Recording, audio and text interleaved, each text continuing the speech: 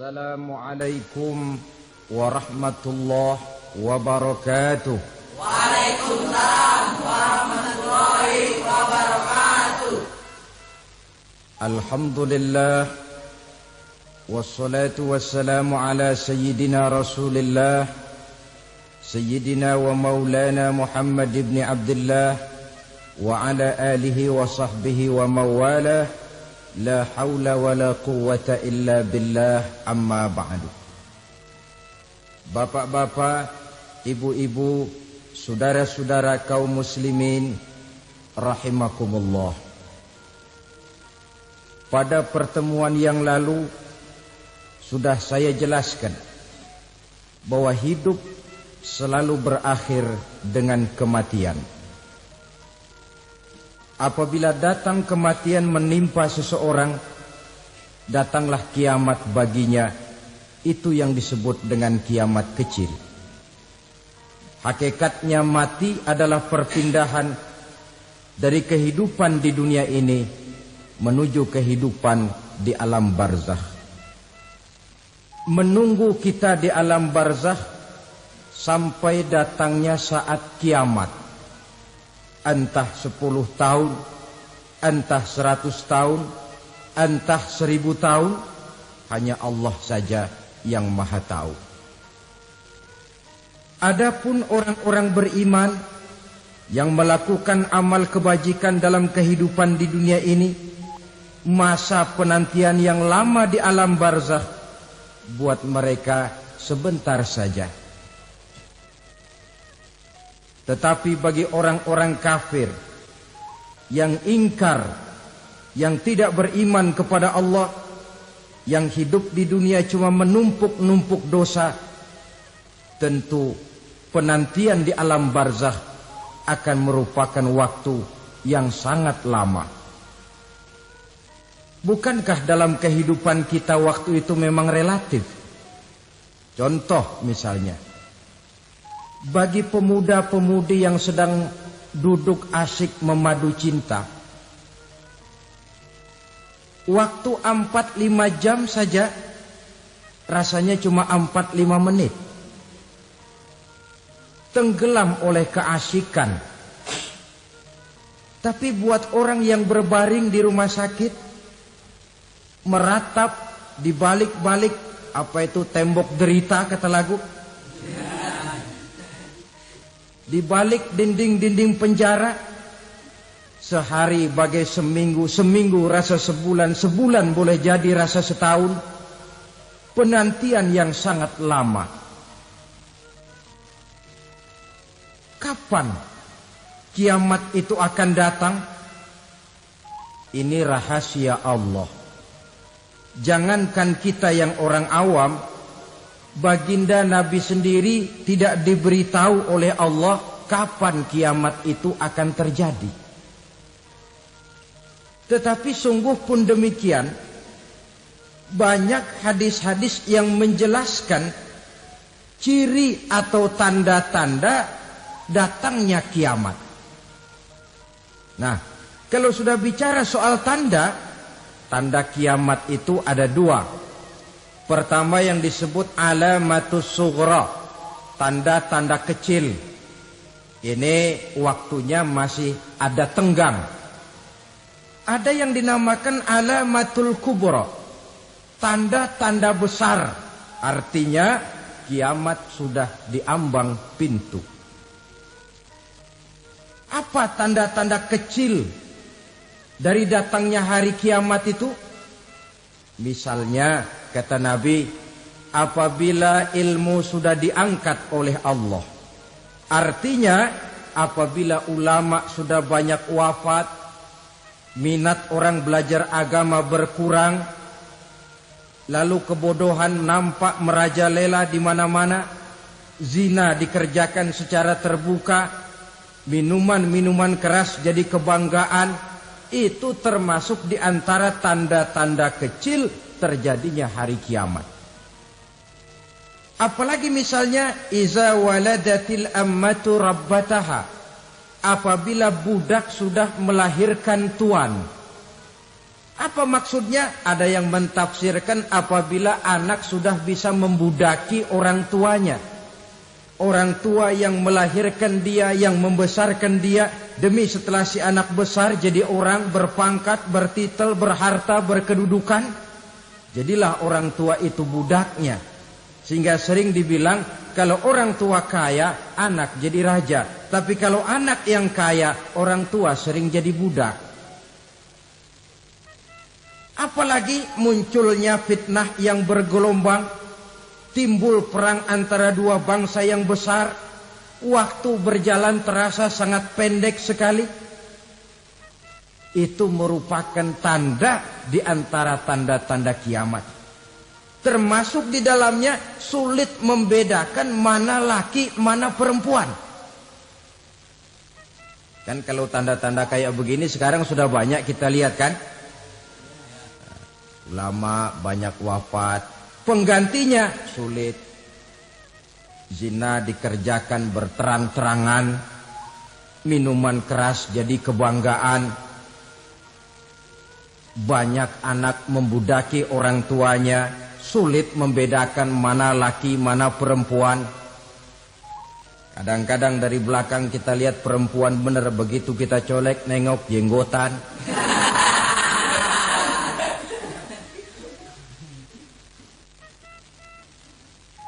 Ini termasuk tanda-tanda kecil.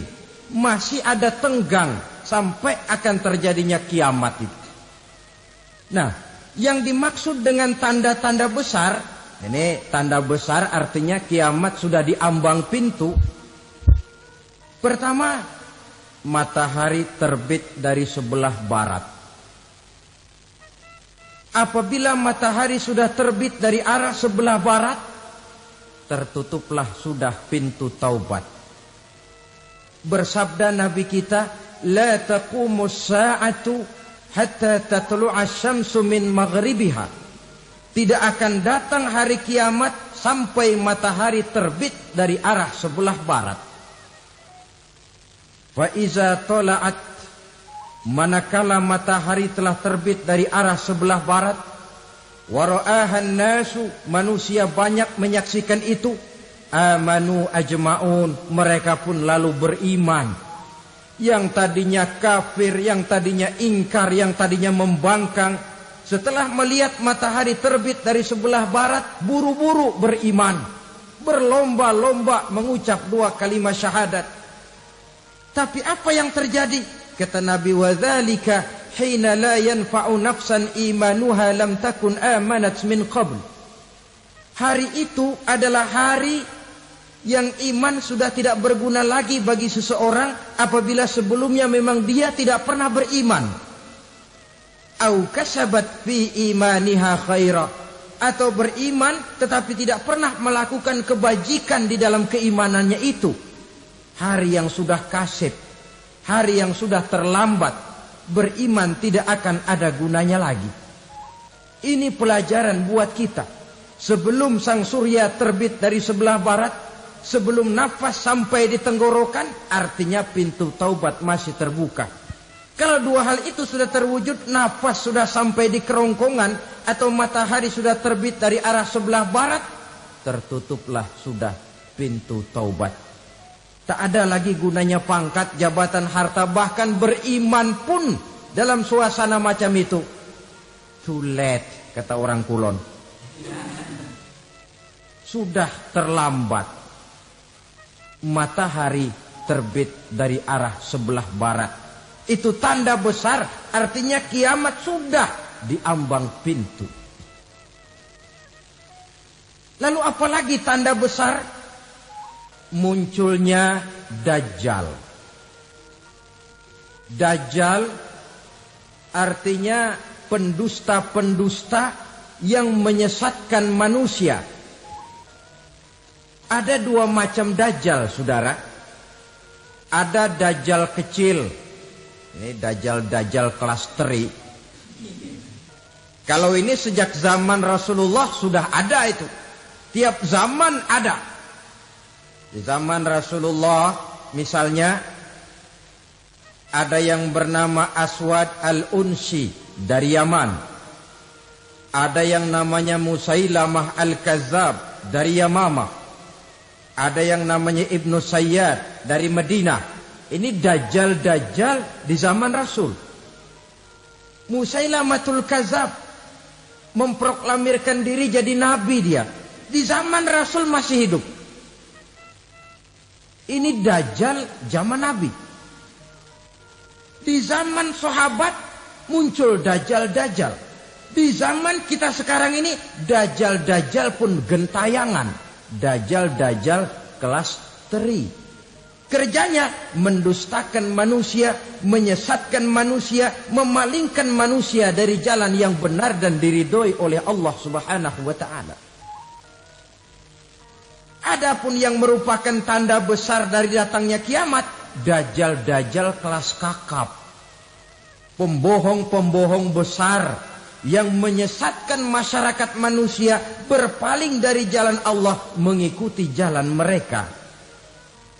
Apa sih ciri dajjal itu? Kata Nabi dalam hadis Bukhari Muslim, innad dajjala, sesungguhnya yang namanya dajjal itu yakhruju, satu saat akan muncul mendekati hari kiamat. Wa inna ma'ahu ma'an, si dajjal ini membawa air.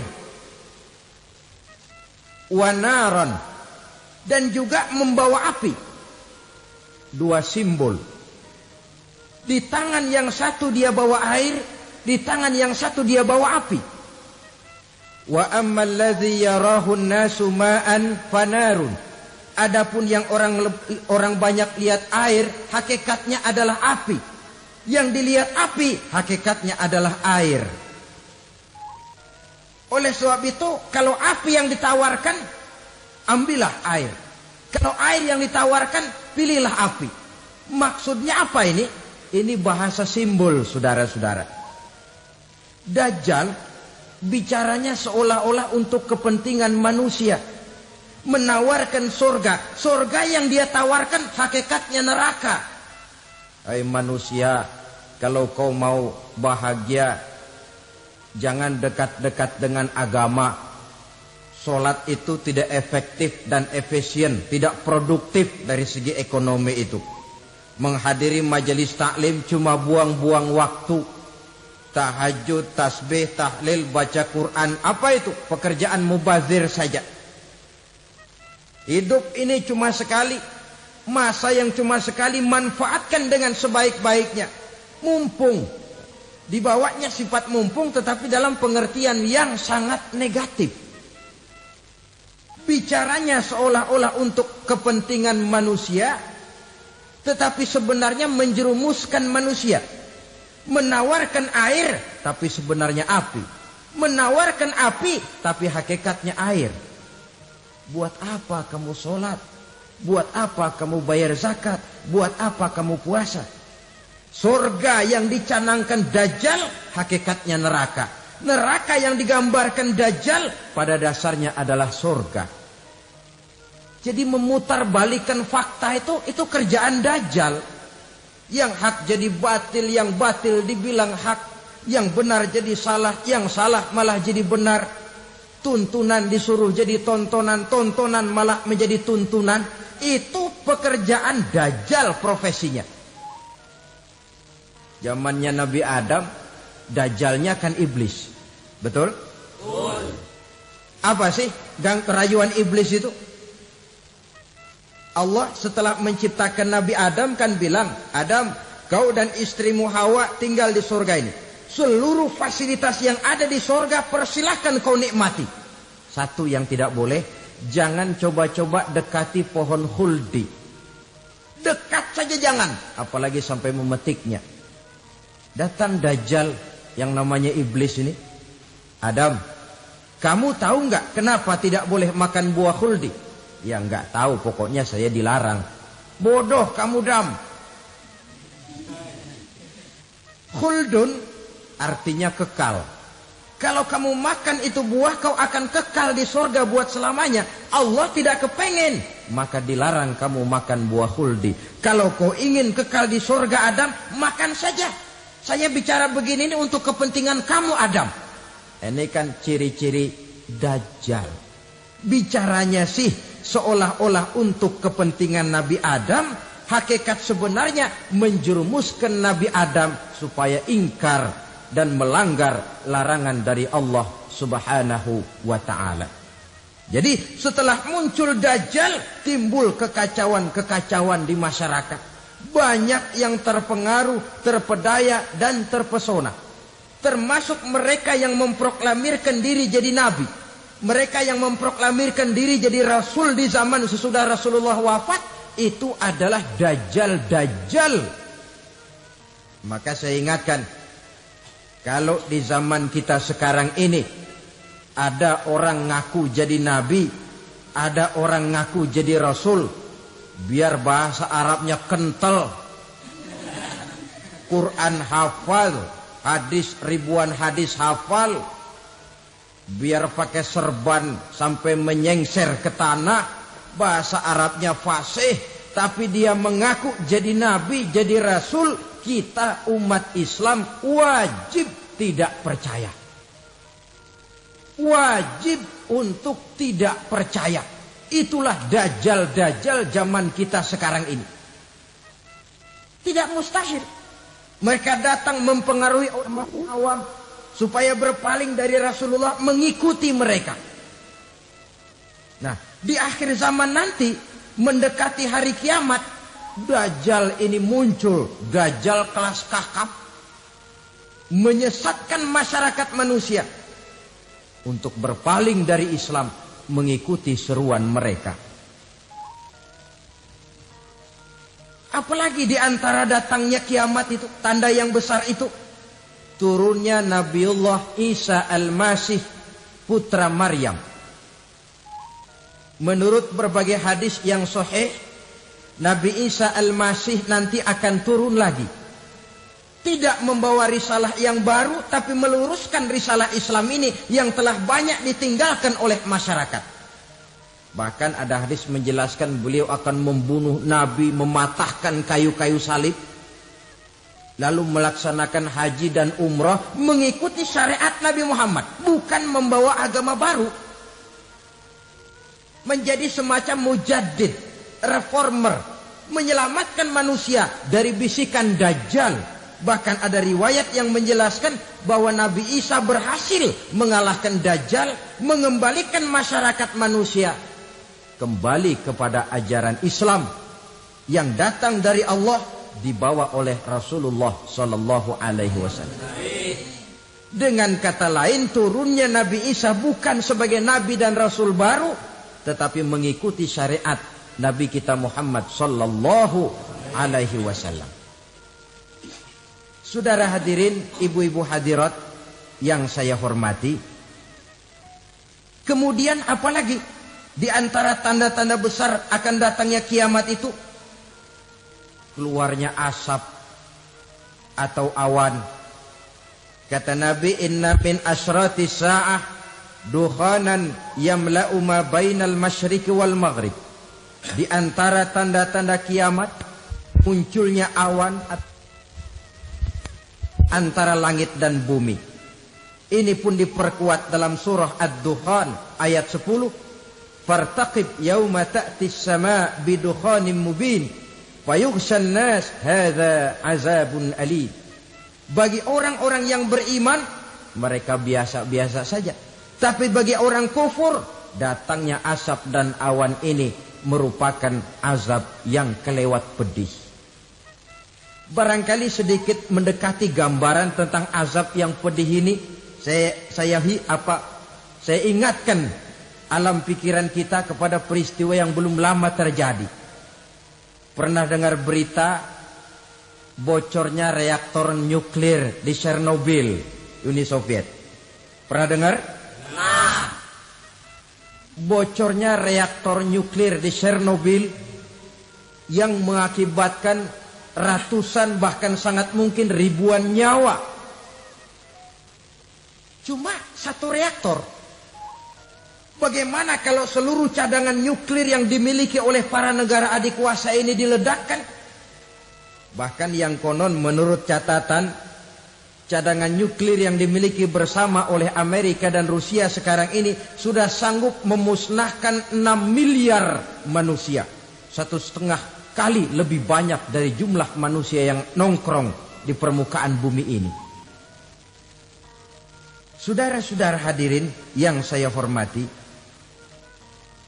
lalu saat mendekati hari kiamat, apalagi tandanya?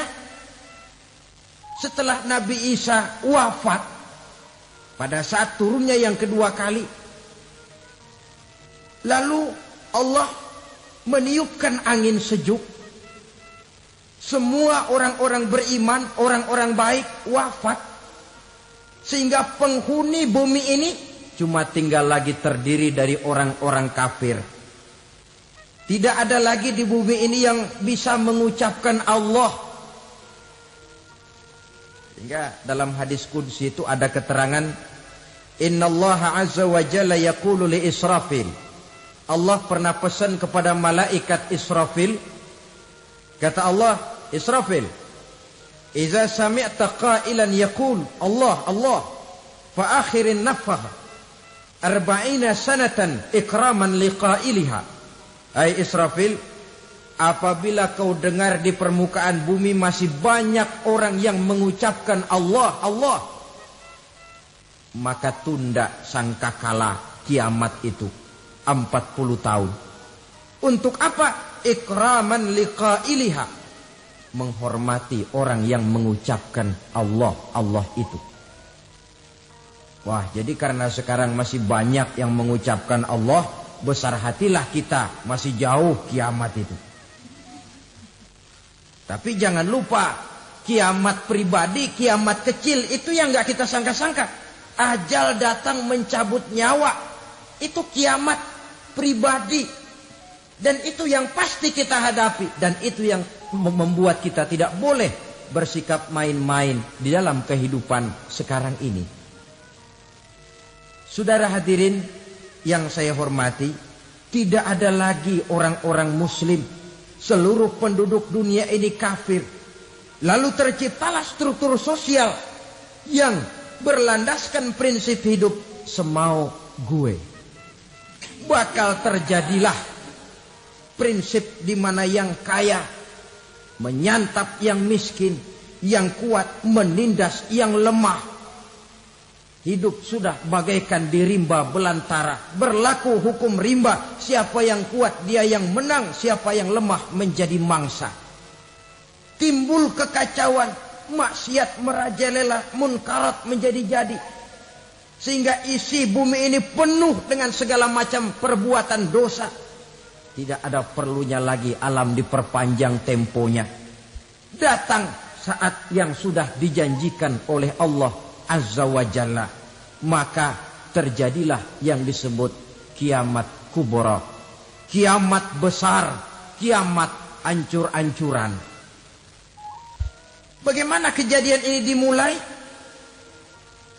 Dalam surah Az-Zumar ayat 68, Allah Subhanahu wa taala berfirman, "Wa nufikha fis-suri fasa'iqa man fis samawati wa man fil ardi illa man sya'allahu."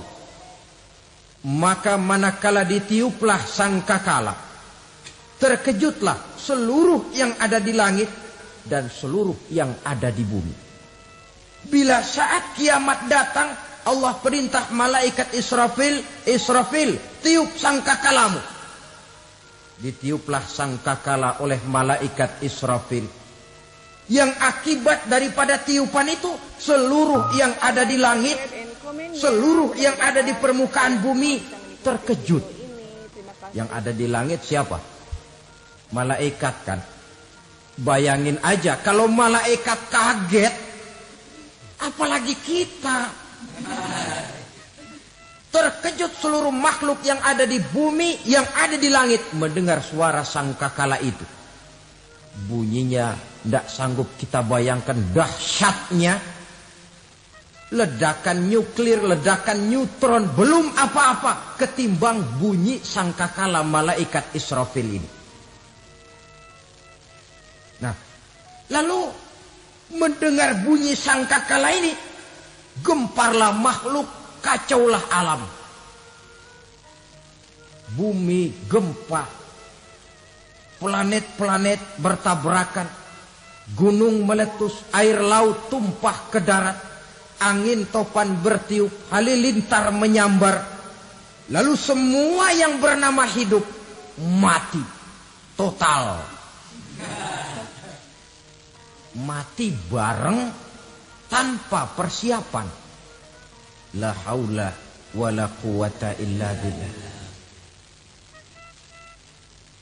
Saya kadang-kadang dalam tafakur bermohon, ya Allah, mudah-mudahan saya enggak nemuin kiamat beneran. Ngeri. Tidak bisa kita bayangkan macam apa suasana seperti itu. Allah saja banyak memberikan gambaran, misalnya Al-Qari'ah, wa mal Qari'ah, wa ma adraka mal Qari'ah. Kejadian yang menggemparkan. Tahukah kamu apa kejadian yang menggemparkan itu? Yauma yakunun nasu kal farasil mabsus wa takunul jibalu kal ihnil manfus. Pada saat itu manusia berterbangan bagai kupu-kupu. Gunung berterbangan seperti kapas ditiup angin. Gunung saja macam kapas, konon lagi manusia. Kematian total, mulai semut sampai gajah mati, jin mati, iblis mati, malaikat mati. Malaikat saja mati. Saudara hadirin yang saya hormati, kematian total yang tanpa persiapan. Orang bilang, Pak, kalau mati bareng begitu yang repot malaikat maut dong ya. Cabut sana, cabut sini. Itu kalau menurut logika kita. Mestinya begitu menurut logika. Tapi logika juga yang nggak perlu serepot itu. Sebab untuk mematikan listrik di wilayah DKI, di wilayah Jakarta, nggak perlu tiap rumah didatengin, matiin, ya lama. Cukup dari kantor pusatnya saja PLN tekan satu tombol, gelaplah seluruh Jakarta. Saudara hadirin yang saya hormati, kematian total. Lalu setelah kematian total, planet-planet juga mati, dalam arti tidak bergerak dan beredar. Angin mati, dalam arti tidak bertiup. Air mati, dalam arti tidak ada riak gelombang. Pokoknya semua mati. Kullu nafsin za'iqatul maut. Semua yang bernafas mati. Dalam ayat lain, kullu man 'alaiha fan. Semua yang ada di permukaan bumi fana.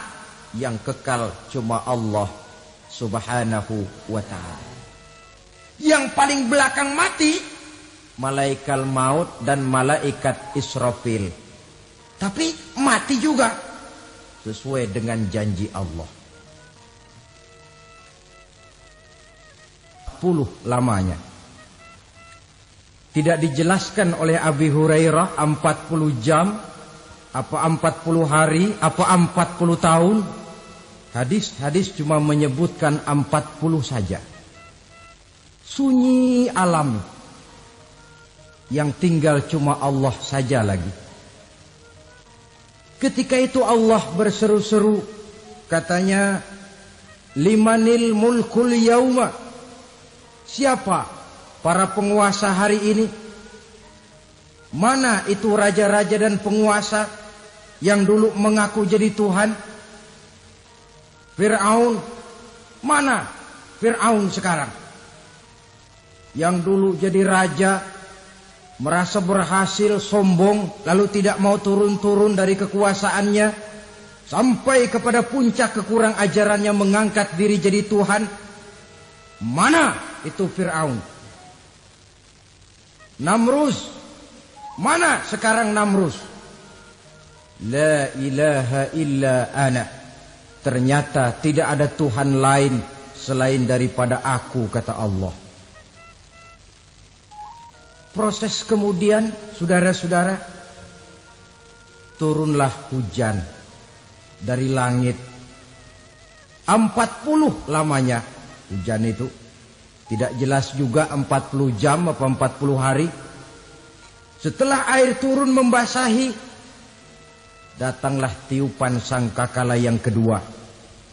Semua yang bernama mati bangkit dari kuburnya masing-masing.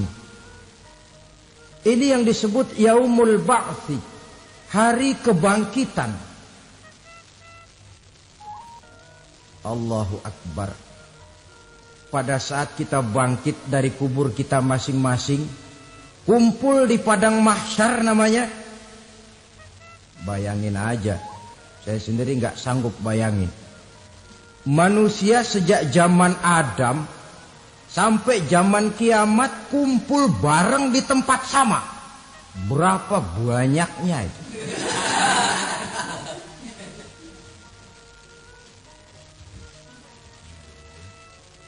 Dan yang luar biasa menurut satu riwayat, pada saat bangkit itu, Masya Allah, roman muka kita berubah. Disesuaikan dengan amalan kita waktu di dunia ini. Barang siapa yang waktu di dunia amalannya itu amalan tikus, di akhirat nanti dia bangkit dari kubur, mukanya seperti muka tikus. Gagah betul badannya, tapi mukanya seperti tikus.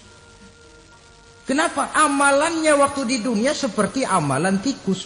Apa amalan tikus itu? Suka ngegeragoti barang yang sudah disimpan rapi-rapi. Orang sudah simpan uang rapi-rapi, simpan perhiasan rapi-rapi, digeragoti oleh tikus. Maling-maling, pencoleng-pencoleng, koruptor-koruptor. Itu nanti di akhirat nanti kita lihat mukanya seperti muka tikus. Oh ini waktu di dunia suka nyolong, mukanya seperti muka tikus. Barang siapa yang waktu di dunia ini amalannya itu amalan macan, dia akan bangkit nanti mukanya seperti muka macan. Apa amalan macan? Macan itu amalannya menang-menangan. Orang yang mau menang saja nggak mau mengalah. Coba lihat di hutan. Kenal hutan nggak? Di hutan, raja hutan di mana-mana pasti macan. Betul kan? Betul. Padahal hutan belum pernah bikin pemilihan umum. Tapi macan tidak peduli ada pemilihan umum apa tidak, pokok saya raja. Sebab apa? Macan jadi raja itu bukan karena benar, tapi karena kuat jadi raja. Setelah dia jadi raja, rakyat hutan yang mesti dilindungi malah dimakan oleh raja macan. Kambing rakyat hutan dimakan oleh macan. Ayam rakyat hutan dimakan oleh macan. Itu nanti kita lihat di akhirat itu mukanya seperti muka macan, gagah betul.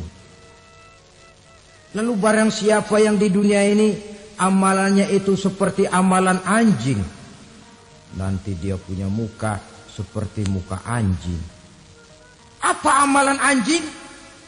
Pertama, anjing itu kalau disuruh jaga rumah, dia tidak bisa membedakan mana maling, mana tamu. Biar yang datang maling, kalau bawa tulang, anjing kalem.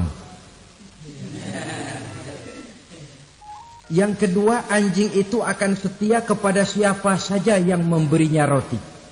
Siapa yang memberinya roti, itulah majikannya. Apa kata majikannya, pasti dia laksanakan. Soal benar atau salah, dia tidak peduli. Setelah anjing dapat roti, dia tidak punya pilihan lain kecuali bilang, abdi mah kumaha juragan wae ayeuna mah.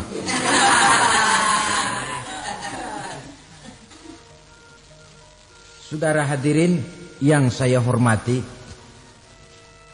berkumpul di padang mahsyar, tiap orang sibuk dengan persoalannya masing-masing. Matahari waktu itu didekatkan oleh Allah. Panas luar biasa. Ada yang saking panasnya itu mencucurkan peluh keringat sampai sebatas mata kakinya. Ada yang keringatnya sampai sedengkulnya. Ada yang keringatnya sampai sepusatnya.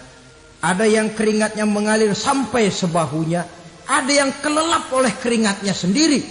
Sementara orang di sampingnya enggak apa-apa. Bergantung lagi amalan dia waktu di dunia ini. Saudara-saudara, sebagian orang dalam kepanikan padang mahsyar berombong-rombong datang mereka menghadap Nabi Adam. Ya Adam, anta abal bashar. Hai Adam, Tuhan adalah bapak moyang manusia. Kami sebentar lagi akan disidang, dimintakan pertanggungan jawab. Tolonglah kami, hai Adam. Kata Nabi Adam, jangankan nolongin sampean, saya sendiri tanggung jawab di hadapan Allah ketika dulu tidak boleh makan khuldi, saya serobot. Sudahlah, urus diri masing-masing saja, nafsi. Begitu kata Nabi Nuh, begitu kata Nabi Ibrahim. Tiap orang bertanggung jawab sendiri-sendiri. Ketika itulah saudara-saudara, nikmatnya menjadi umat Nabi besar Muhammad sallallahu alaihi wasallam. Sebab apa? Walaupun menurut abjad kita ini umat paling belakang, karena paling belakang kita ini toh, karena Nabi Muhammad adalah Nabi akhir, tapi akan dihisap lebih dulu, lewat di atas sirat lebih dulu, masuk surga lebih dahulu ketimbang umat-umat belakangan. Ketika Rasul mendekati ajal, beliau tanyakan itu kepada malaikat Jibril. Malaikat Jibril berkata, Muhammad, jangan khawatir, Allah sudah berjanji, inni haramtul jannata ala sairil anbiya hatta tadkhulaha anta, wa haramtuha ala sairil umami hatta tadkhulaha ummatuka.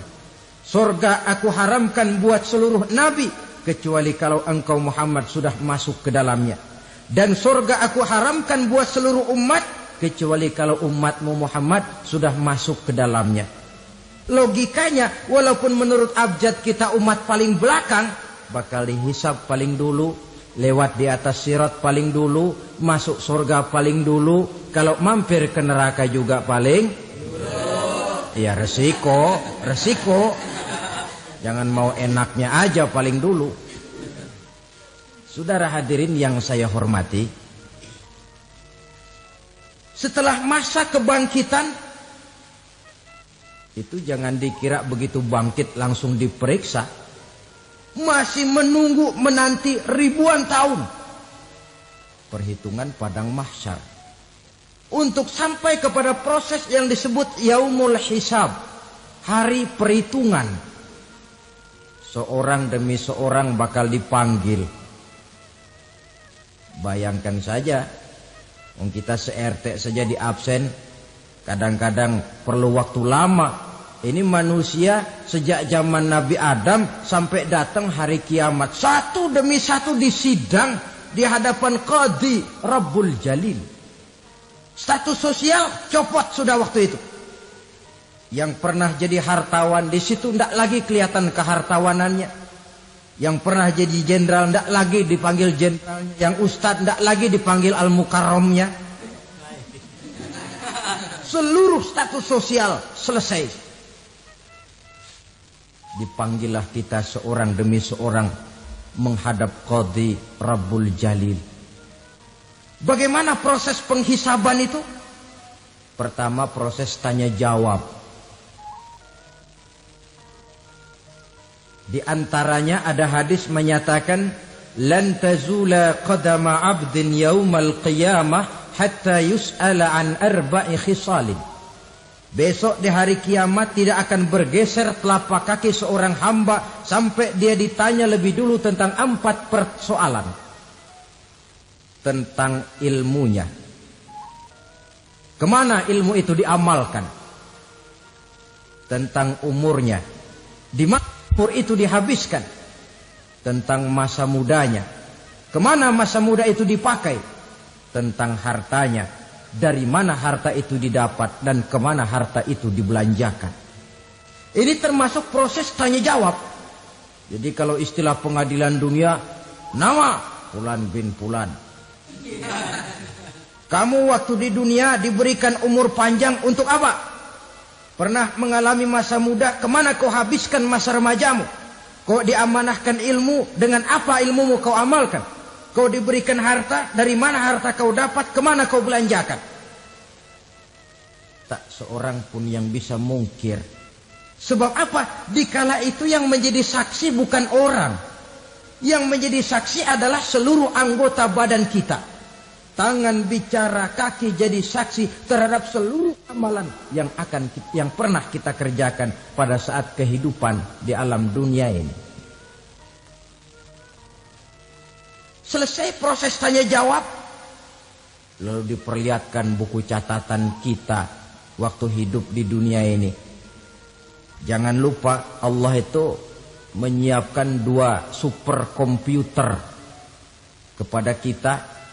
Sebelah ditempelin sebelah kanan, yang sebelah tempelin di sebelah kiri.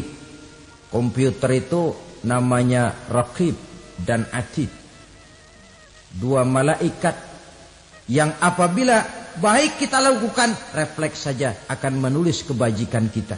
Jahat kita kerjakan akan tertulis. Catatan itu nanti diperlihatkan kepada kita.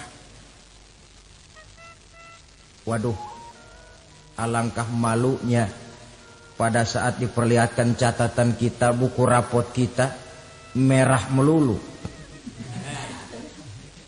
Barangkali diperiksa sambil diomelin, brengsek lo. Buku merah melulu begini bagaimana waktu hidup di dunia? Tidak cukup diperlihatkan buku catatan kehidupan, rekaman kehidupan. Rekaman kehidupan kita secara utuh sejak terlahir sampai ajal datang merenggut nyawa. Barangkali mirip dengan video sekarang ini, di mana terekam dengan baik seluruh kegiatan kita sejak yang sekecil-kecilnya sampai kepada yang sebesar-besarnya.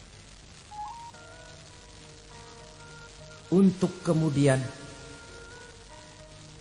kita pun menerima balasan. In khairan fa khairun wa in syarran fa syarrun. Kalau baik ya baik balasannya, kalau jahat ya jahat juga balasannya. Catatan-catatan kita diberikan. Kalau banyak kebajikannya diberikan di tangan kanan dengan cara yang halus. Kalau banyak kejahatannya diberikan dari sebelah kiri atau dilempar dari belakang. Itulah sebabnya sejak di dunia ini kita sudah mohon kepada Allah. Ketika berwudu membasuh tangan kanan, apa kita bilang? Allahumma a'tini kitabi biyamini wa hasibni hisaban yasira. Ya Allah, berikan saya kitab di tangan kanan, dan kalau saya memang perlu dihisap, hisaplah saya yang seringan-ringannya. Tangan kiri berlindung kita kepada Allah. Jangan sampai diberikan kitab di tangan kiri atau dari arah sebelah belakang. Wa a'udzubika an tu'tiya kitabi bishimali aw min wara'i zuhri, dari arah sebelah belakang. Na'udzubillah min dzalik. Setelah selesai lewat proses penghisaban, lewat mizan, timbangan, maka yang sudah selesai dihisab itu bergeraklah menuju sirat, jembatan yang terbentang menuju surga melalui neraka. Saudara-saudara, panjangnya perjalanan sirat itu memakan waktu ratusan tahun. Tetapi orang yang lewat di atas sirat pun macam-macam, bergantung amalannya ketika di dunia ini. Ada yang lewat di atas sirat itu kal barkil khatib, seperti kilat yang menyambar, lep, sudah sampai dia di surga. Cepat bukan main. Ada yang lewat di atas sirat itu seperti orang lari-lari. Ada yang lewat di atas sirat itu seperti orang jalan biasa.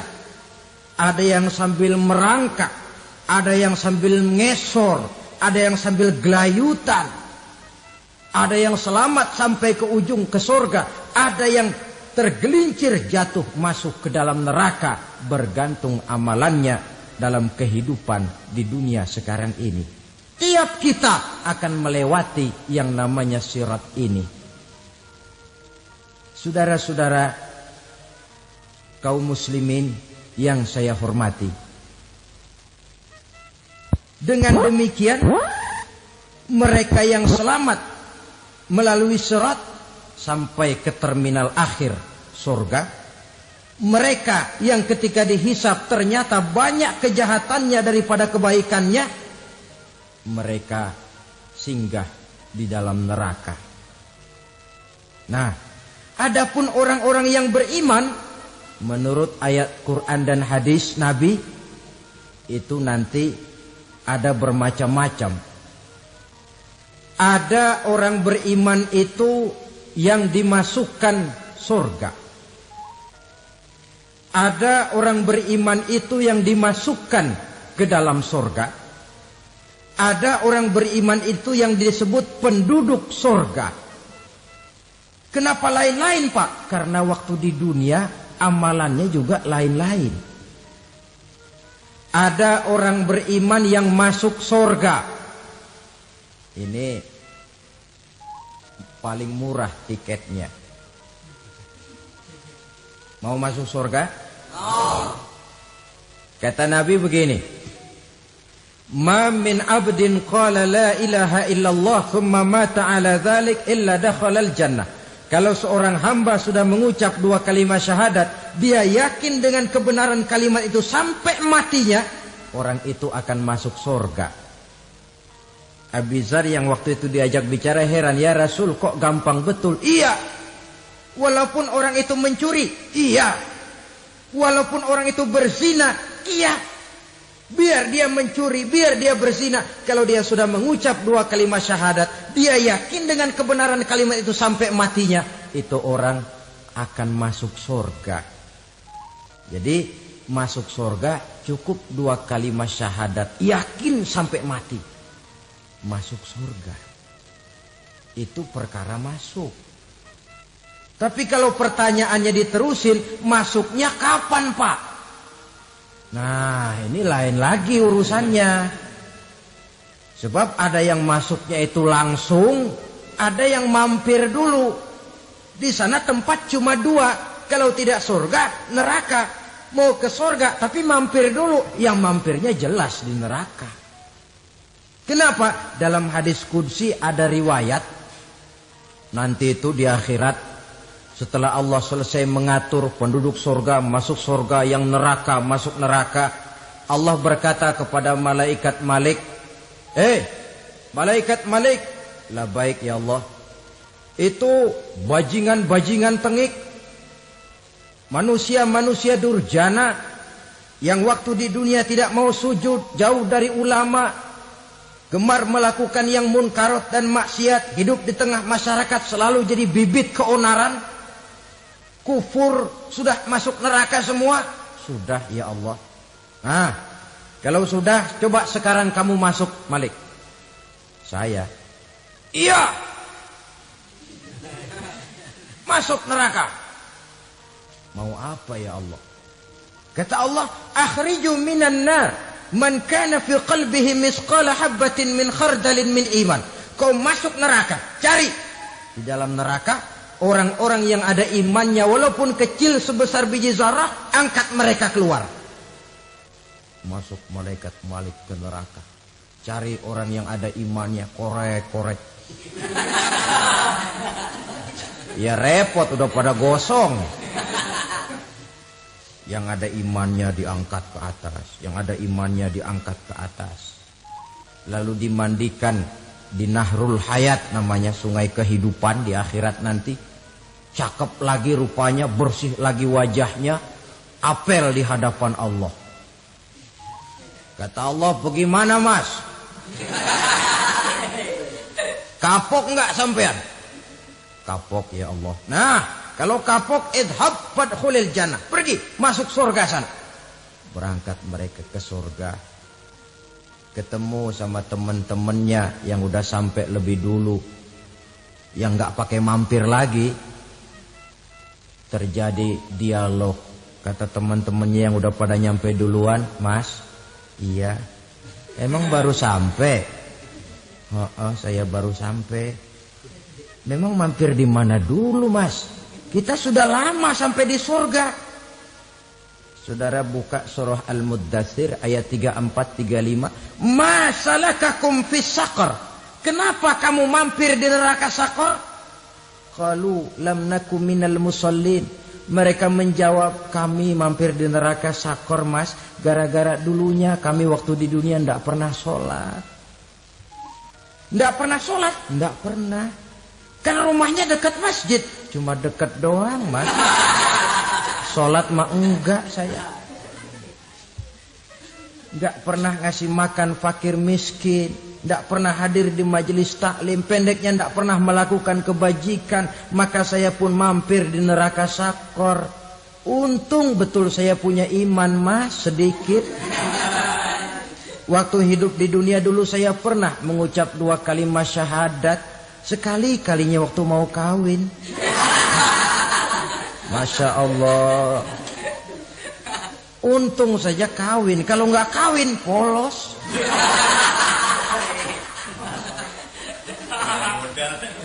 Itu juga pengulu sudah setengah mati ngajarin.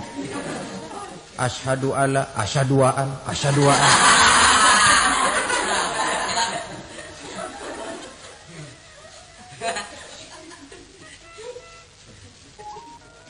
Ini namanya masuk surga, ada mampir dulu. Ada pula orang mukmin itu yang dimasukkan surga. Namanya dimasukkan kan terima beres. Saya masuk ke rumah, jalan sendiri, cari tempat sendiri. Saya dimasukkan ke dalam rumah, terima beres, pokok ada di dalam, itu dimasukkan namanya. Nggak pakai mampir. Tapi tentu tiketnya lebih mahal ketimbang yang pertama tadi. Apa kata Allah? Innal ladzina amanu wa amilus solihat la ukaffiranna anhum sayyi'atihim wa la udkhilannahum jannah. Sesungguhnya orang-orang yang beriman kemudian beramal soleh, kami hapuskan segala dosa dan kesalahannya, kami masukkan mereka ke dalam surga. Lihat ayatnya. Allah yang memasukkan, kita yang dimasukkan. Tidak pakai transit, tidak usah mampir. Cuma tidak cukup syahadat, tidak cukup amanu, tapi diiringi dengan wa'amilus salih. Iman, amal. Tidak cukup syahadat, lalu dibuktikan dia sholat, dia zakat, puasa, lalu dia melakukan berbagai macam kebajikan. Ini yang menyebabkan dia tidak pakai mampir di tempat yang bernama Saqar. Lalu ada pula orang mukmin itu yang disebut penduduk sorga. Wah, ini sudah VIP ini. Ashabul jannah, penduduk sorga. Siapa mereka? Kata Allah, innal ladzina amanu summa istaqamu fala khaufun alaihim wala hum yahzanun ulaika ashabul jannah hum fiha khalidun. Sesungguhnya orang-orang yang beriman lalu istiqamah, tetap dalam melaksanakan perintah Allah, tidak goyah, tidak labil tapi stabil, istiqamah, mereka tidak takut dan tidak bersedih hati. Merekalah penduduk surga. Iman, istiqamah. Tidak punya duit, sembahyang. Banyak duit, sembahyang. Miskin, sembahyang. Kaya, tetap sembahyang. Istiqomah. Kadang orang kalau susah rajin ke masjid, banyak duitnya ngelihat masjid melengos. Waktu miskin hamba Allah, setelah kaya jadi hamba harta. Bergeser, tidak ada nilai istiqomahnya. Saudara-saudara, dengan begitu penduduk neraka itu dua. Ada penduduk permanen, ada penduduk yang semi permanen. Yang semi permanen orang-orang beriman yang mempunyai dosa besar. Mereka masuk ke neraka untuk menerima azab sesuai dengan dosanya. Bila selesai masa azab itu, mereka akan diangkat untuk ditempatkan kembali ke dalam surganya Allah Subhanahu wa ta'ala. Nah, dikala itulah saudara-saudara, ada yang disebut syafaat dari Rasulullah Sallallahu Alaihi Wasallam. Tapi tentu jangan lupa, syafaat ini ibarat kain menambal dia. Kita punya kain bolong-bolong sedikit, syafaat yang menambal. Salat kita ada kurang dikit, sedekah kita ada campur riak dikit, amalan kita ada tidak karena Allah dikit, kita berharap syafaat. Jadi biarlah kain masih bolong-bolong, yang penting punya kain. Tapi kalau kainnya tidak ada, yang ditambal apanya? Salat tidak, puasa tidak, zakat tidak, berharap syafaat saja. Ya, terlalu berlebihan itu. Saudara hadirin yang saya hormati, apabila selesai proses penghisaban, proses penghitungan, maka dikala itulah manusia terbagi dalam dua kelompok besar. Fariqun fil jannah wa fariqun fis sa'ir. Sekelompok orang-orang beruntung yang masuk ke dalam surga, dan sekelompok lagi masuk ke dalam neraka. Akan memakan waktu untuk menceritakan sifat surga dan neraka, tapi insya Allah pada kesempatan pertemuan lain saya sampaikan. Namun sebagai gambaran umum cukuplah saya sampaikan sebuah hadis qudsi. Allah jelaskan, a'dadtu li'ibadiyas salihin ma la 'ainun ra'at wa la uzunun sami'at wa la khatara fi qalbil bashar. Aku sediakan buat hamba-hambaku yang soleh, yang tidak pernah terlihat oleh mata, tidak pernah terdengar oleh telinga, dan belum pernah terdetik dalam hati manusia. Jadi kenikmatan surga belum pernah dilihat mata, belum pernah didengar telinga, belum pernah terdetik dalam hati. Pedihnya azab neraka belum pernah terlihat mata, belum pernah terdengar telinga, belum pernah terdetik dalam hati.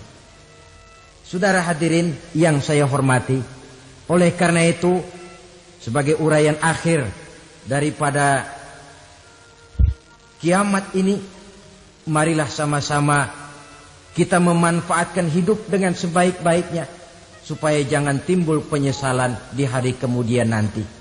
Mudah-mudahan kita seluruhnya diselamatkan Allah dari azab neraka dan mendapat surga dan ridhonya. Sekian dan demikianlah pertemuan kita kali ini. Terima kasih banyak atas segala perhatian. Mohon maaf atas segala kekurangan. Usikum wa nafsi bitaqwallah. Wassalamualaikum warahmatullahi wabarakatuh. Like, subscribe, and komennya. Mudah-mudahan kalian semua bisa menikmati video ini. Terima kasih.